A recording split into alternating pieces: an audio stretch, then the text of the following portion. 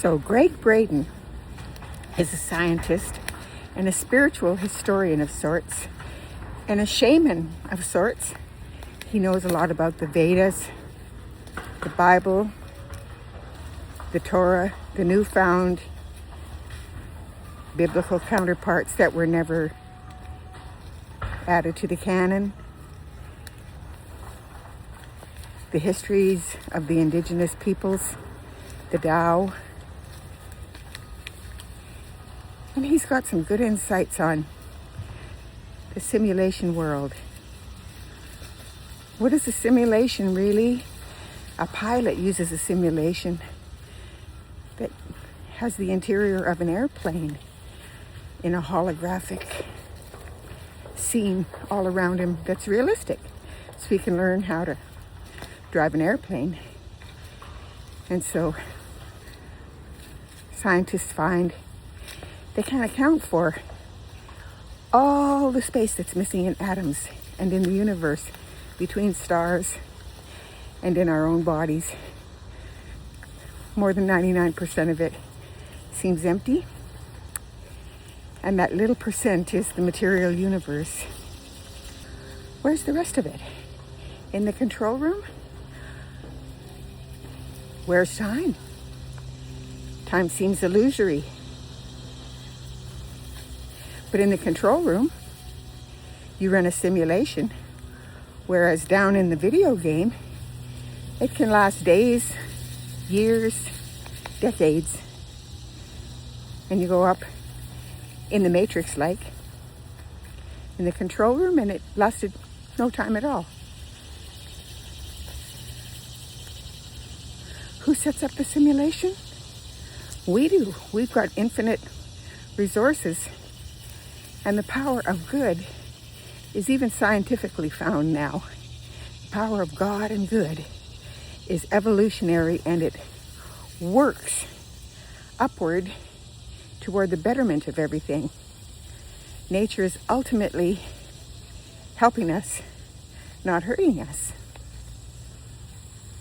So in the book of Daniel and the Dead Sea Scrolls and many other worldly insights tell of an end time, which is probably the end of a cycle, where a lot of civilizations reached it technologically and weren't equipped to biologically save themselves. But supposedly these simulations are helping us. We set them up for ourselves, for the field of all knowledge, the void, heaven, God, is a vast library of everything that can be accessed as we clear out room in our hearts and minds with the antenna-like structures we have in place to have access to the Akashic records, or whatever you're going to call them. And our overself knows what we need.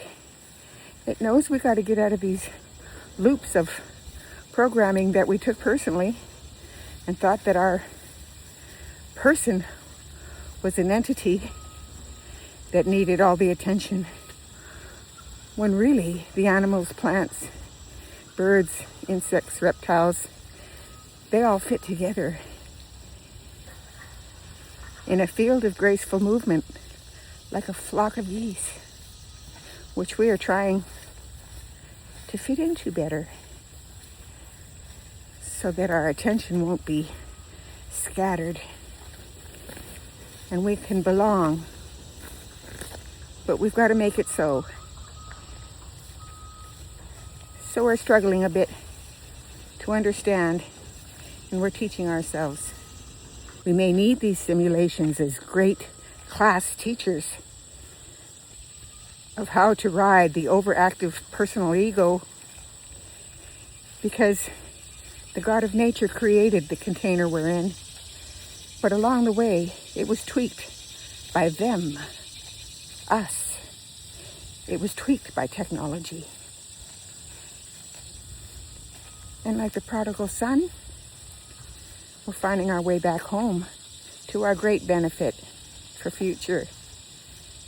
The lost explanations of life are being uncovered. And the oldest Buddhist texts found had it right, didn't they? Intent with focus creates. What scientists think may be dark matter permeating everything is the glorious ocean of freedom, where everything truly exists and everything is truly possible.